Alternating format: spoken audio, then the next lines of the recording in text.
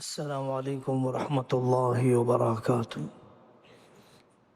نحمده ونصلی علی رسوله الکریم اما بعد اعوذ باللہ من الشیطان الرجیم بسم اللہ الرحمن الرحیم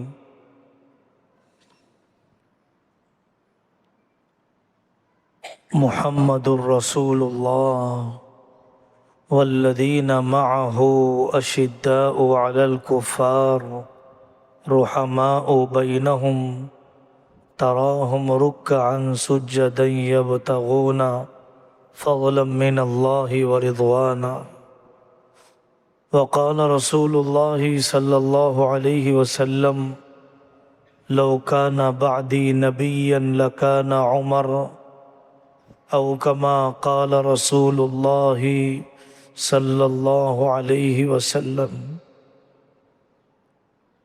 حضرت عمر بن خطاب رضی اللہ عنہ کا تذکرہ چل رہا ہے۔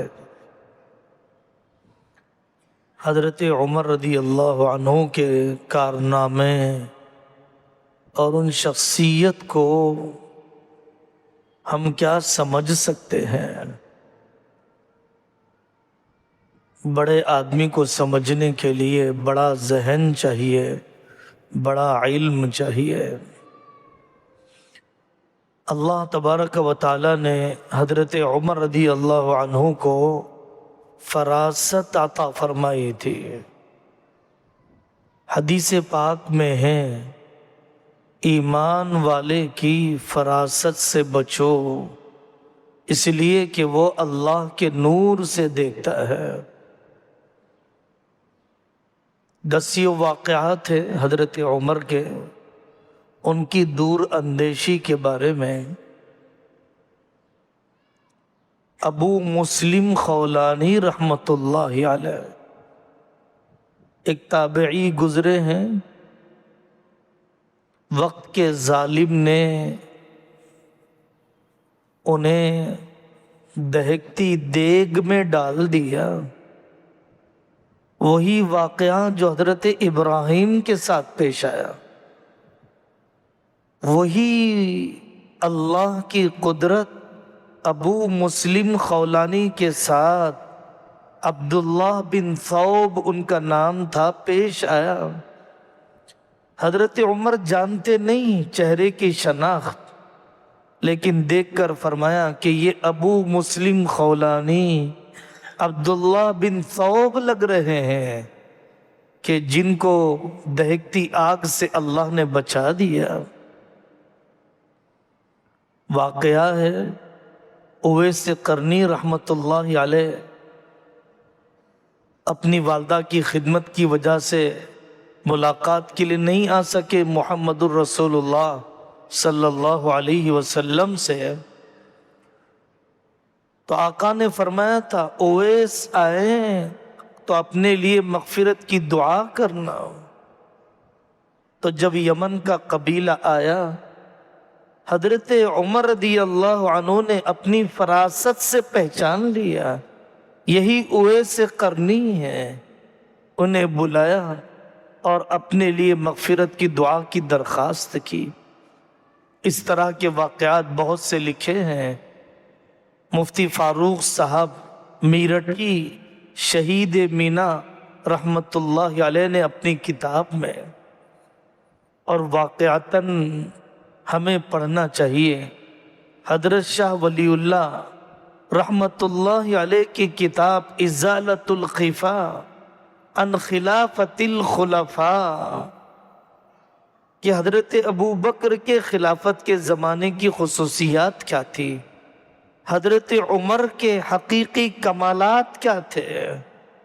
پڑھ رہے ہیں ناچنے گانے والوں کو، دنیا کے بنیوں کی جتنی عظمتیں ہیں، انسانیت کے عجوبے صحابہ کرام کے، وہ مقام اور وقعتیں ہمارے دلوں میں نہیں ہیں۔ ایک شخص کو چوری کے جرم میں پکڑ کے لایا گیا، اس نے کہا عمر معاف کر دو، پہلی بار چوری کی ہے۔ حضرت عمر نے فرمایا ہو نہیں سکتا، کہ تم پہلی مرتبہ کرو اور اللہ تعالیٰ تمہارے گناہ پر سے پردہ ہٹا دے، ضرور تم نے تیسری مرتبہ کیا۔ اس چور نے کہا کہ سچی بات ہے۔ کیسے ادراک کر لیا، کیسے وہ نگاہیں بھانپ لیا کرتی تھی۔ عراق کے فتح کرنے کا واقعہ چل رہا ہے۔ حضرت ساریہ عراق میں دشمن سے مقابلہ کر رہے ہیں، حضرت عمر رضی اللہ عنہ مدینہ منورہ میں۔ حضرت عمر رضی اللہ عنہ کے لیے اللہ نے پردے ہٹا دیے۔ حضرت عمر کو جنگی تدبیر بتانا تھا، اشارہ کیا، یا ساریہ الجبل، اے ساریہ پہاڑ کی ٹوہ میں آ جاؤ، پہاڑ کے سائے میں آ جاؤ، دشمن سے مقابلے میں سہولت ہوگی۔ یہاں تو لوگ حیران تھے کہ حضرت عمر رضی اللہ عنہ کو کیا ہو گیا، لیکن وہ قافلہ جب آیا عراق فتح کر کے اور اس نے کہا کہ ہمیں یہ ایسی آواز سنائی دی۔ میرے بھائیوں، حضرت عمر رضی اللہ عنہ کی خلافت کے دور کا سب سے بڑا امتیاز امن اور انصاف قائم کرنا، امن اور انصاف قائم کرنا، پیس اور جسٹک کے بغیر سی سی کیمرے لگا دو، پولیس کی فورس بڑھا دو، آرمی میں اضافہ کر دو، چاپلوسوں کو پیدا کر لو، محبت کا ماحول نہیں باقی رہے گا، جان خطرے میں رہے گی، عوام کی بھی لیڈروں کی بھی۔ حضرت عمر رضی اللہ عنہ مسجد نبوی میں سو رہے تھے، ایک دوسرے ملک کا بادشاہ آیا، اس نے دیکھ کر کہا کوئی پہرا نہیں، کوئی سیکورٹی نہیں۔ عمر نے انصاف کو زندہ کر دیا، محفوظ ہو گئے، انصاف کو زندہ کر دیا، محفوظ ہو گیا۔ زلزلہ آنے لگا، حضرت عمر رضی اللہ عنہ نے زمین پر کوڑا مارا اور یہ کہا کیوں ہل رہی ہے، جبکہ عمر نے انصاف زندہ کر رکھا ہے۔ ان واقعات سے صرف علمی تعیش اور ذہنی لطف مت لیجیے، صرف مزے مت لیجیے، آپ بھی ٹٹول کر دیکھیے، میں بھی ٹٹول کر دیکھوں کہ میں نے اپنے دائرے اختیار میں اپنے بیٹوں، اپنی بہوؤں، اپنے داماد، اپنے شاگرد، اپنے امپلائیز میں نے کیا انصاف کیا جو مجھے کیا جانا چاہیے۔ عام الرمادہ، قحط کا زمانہ آیا، بھوک مری چل پڑی، پریشان ہو گئی مخلوق۔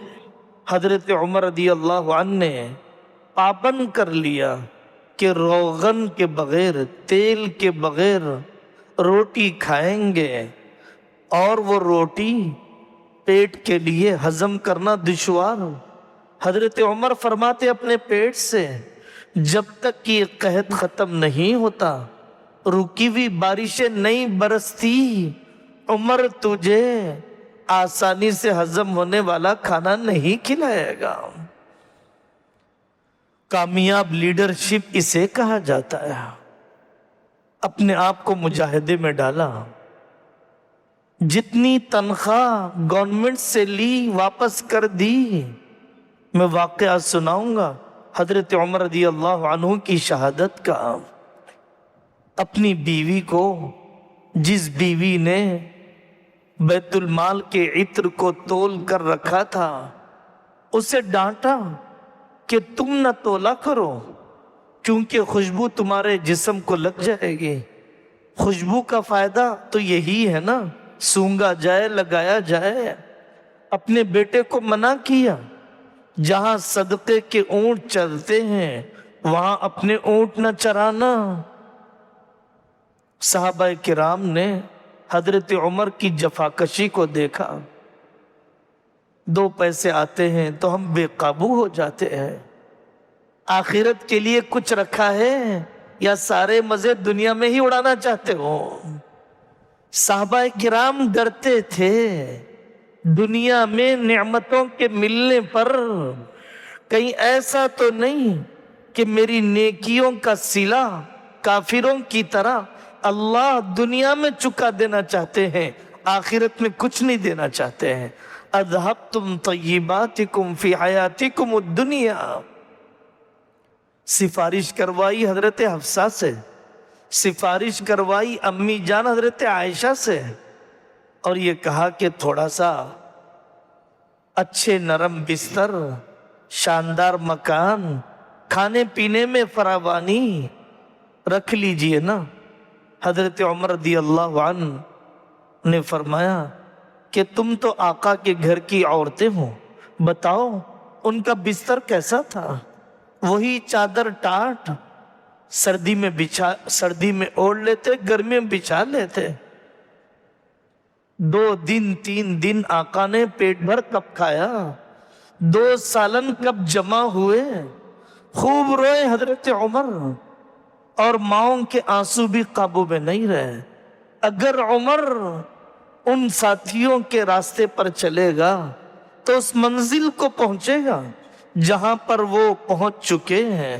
حضرت محمد الرسول اللہ صلی اللہ علیہ وسلم اور حضرت ابو بکر رضی اللہ عنہ، اگر عمر اس ڈگر سے ہٹ جاتا ہے، دنیا کی رنگ رنگیلیوں میں اپنے اعمال کی کمی اور فراوانی کا بے قابو استعمال کرنے لگ جاتا ہے، پتہ نہیں پھر عمر کا کیا ہوگا۔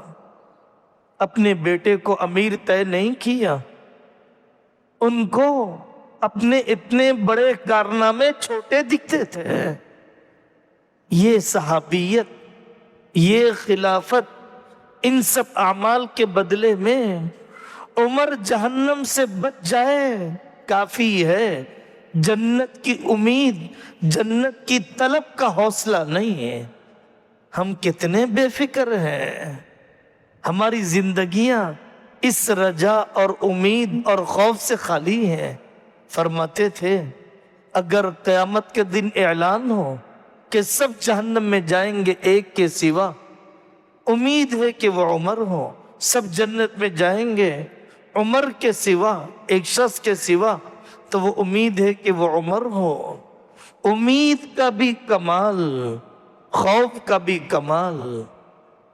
اتنا امید نہ کر کہ گناہوں پر جری ہو جائے، اتنا خوف نہ کر کہ اللہ سے مایوس ہو جائے۔ امید اور خوف کا جو لیول ہونا چاہیے وہ آدمی کو بنانا پڑتا ہے، ورنہ کبھی گناہوں پر جری ہو جاتا ہے، کبھی مایوسی کی طرف چلا جاتا ہے۔ حضرت عمر رضی اللہ عنہ نے جہالت کا خاتمہ کیا، مدرسے، قرآن، حفاظ کرام کی تنخواہ، ٹیچرز کی تنخواہ بڑھائی۔ حضرت عمر رضی اللہ عنہ نے اپنے زمانے کے اندر جو ذمی، دوسری جو مائنرٹیز ہوتی ہیں، دوسری اقلیتیں ہوتی ہیں، آج بھی نمونہ ہے حضرت عمر کا زمانہ کیسے رکھا ان ذمیوں کو، مائنرٹیز کو، ویزا لے کر رہنے والوں کو اپنے برابر حق دیے۔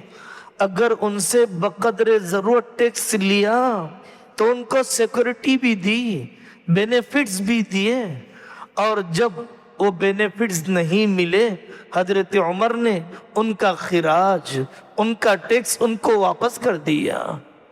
حضرت عمر رضی اللہ عنہ نے ان سے اتنا کہا کہ وہ نماز کے اوقات میں خلل نہ ڈالیں، ناقوس نہ بجائیں، اور اپنا جو مذہبی لباس ہے، ریلیجن ڈریس کوڈ ہے، وہ پہن لیا کریں تاکہ فرق رہے کہ کون کس قوم اور مذہب سے تعلق رکھنے والا ہے۔ یہ بھی دیکھیے حضرت عمر رضی اللہ عنہ کے راتوں کے گشت کرنے کا انداز، وہ واقعات آپ نے سنے، زچگی کروانے کے لیے اپنی بیوی کو لے کے پہنچ گئے، माँ अपने बच्चों को खाना खिलाने के लिए कोई सामान नहीं है, हांडी में पानी डालकर बहला रही है। खुद ही आटे की बोरी उठाई, अपने गुलाम असलम को ले जाकर पकाकर खिलाया। मुस्कुराता हुआ देखा, गुलाम ने कहा कि हजरत मैं उठा लूंगा। हजरत उमर ने फरमाया, रोज़े महशर क्या मेरे गुनाहों का बोझ भी तो ही उठाएगा? ओहदेदारी का शौक है, जिम्मेदारी की फिक्र नहीं है।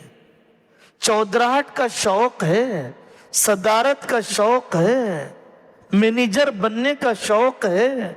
मातहतों के हुकूक के अदा करने की फिक्र नहीं, तो आप किसी फिरौन के रुख पर जा रहे हैं, हजरत उमर के रुख पर नहीं जा रहे हैं।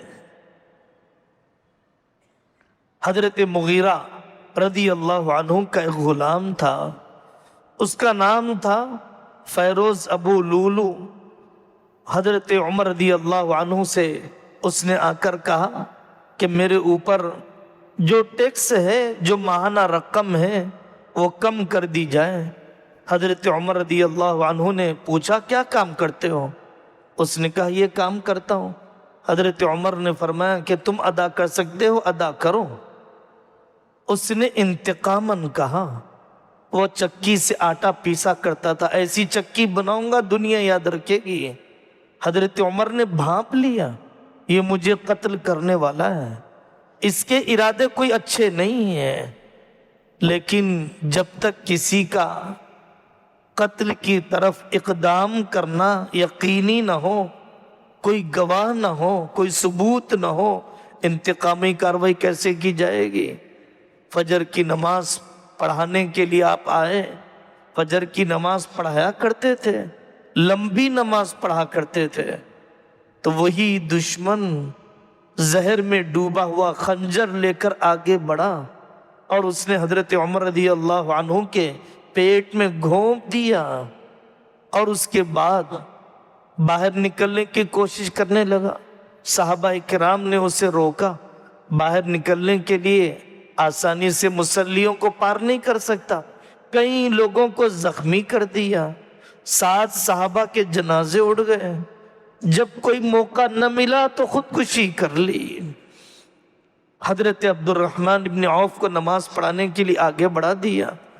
हजरत उमर होश में आए, सुनो मेरे भाइयों, नमाज का छोड़ना, बेनमाजीपन, लोग शर्म ही नहीं करते।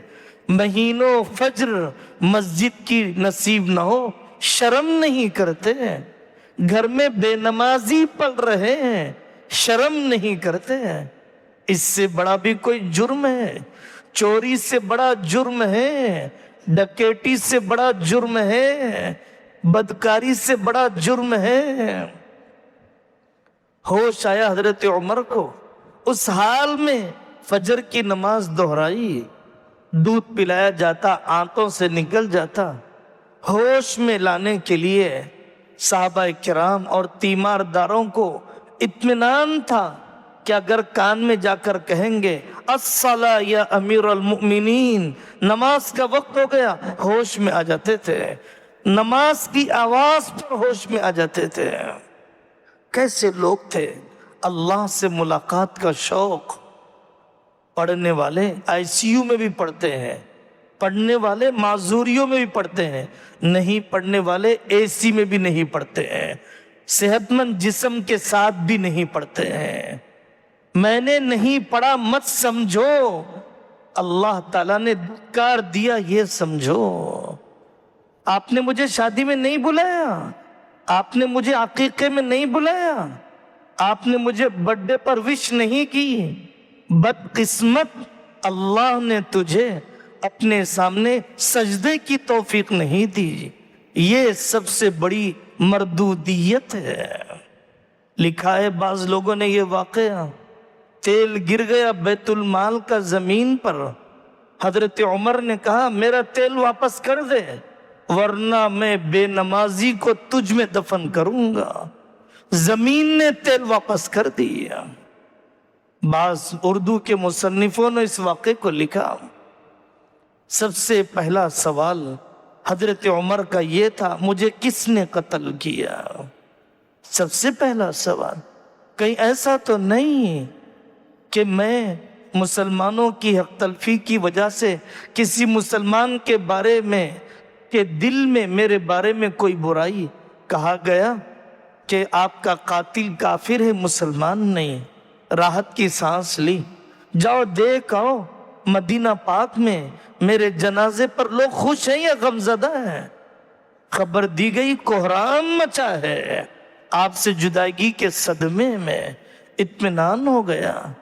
ہم بھی تو سوچیں کل میرا جنازہ اٹھے گا، قرآن کا کون سا نسخہ کمی محسوس کرے گا؟ نماز کی کون سی جگہ کمی محسوس کرے گی؟ کتنے بیوہ یتیم کمی محسوس کریں گے؟ کتنے علماء کے دل سے دعا نکلے گی؟ یا کھانے کا ایک برتن کمی محسوس کرے گا؟ کچن کا چاول کا تھیلا کمی محسوس کرے گا؟ آوارگی اور دھاپے کی فلانی ہوٹل اور سیٹ کمی محسوس کرے گی؟ آج ہی ٹٹول کر دیکھ لیں، آج کا دن آخری ہو سکتا ہے۔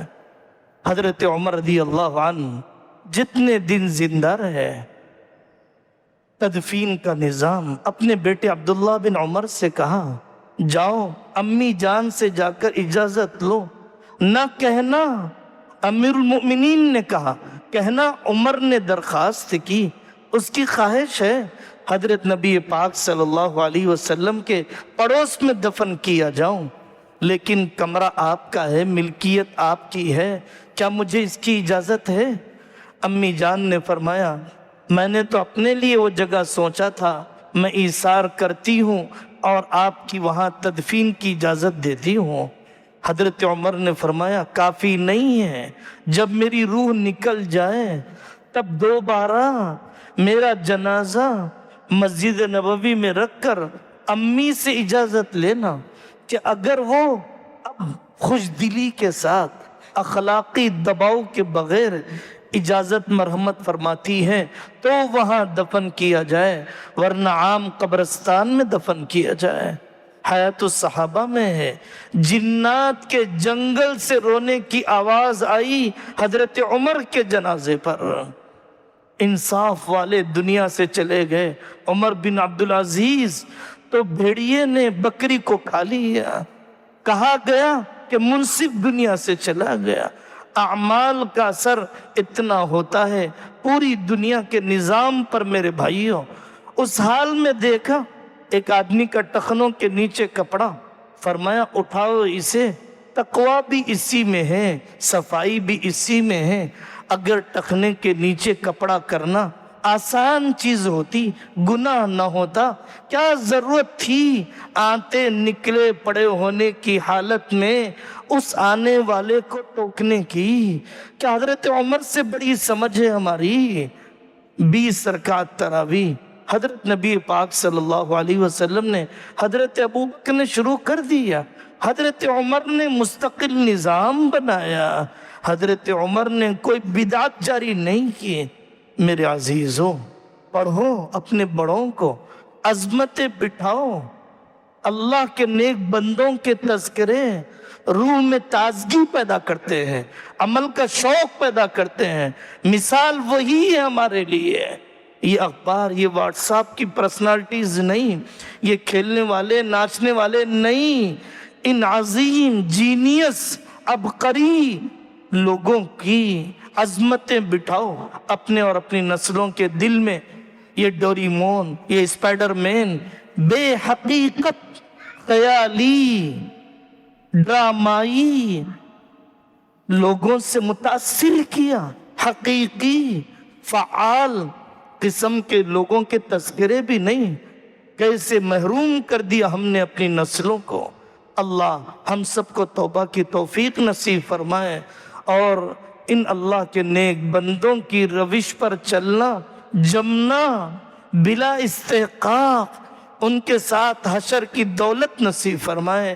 وآخر دعوانا ان الحمدللہ رب العالمین۔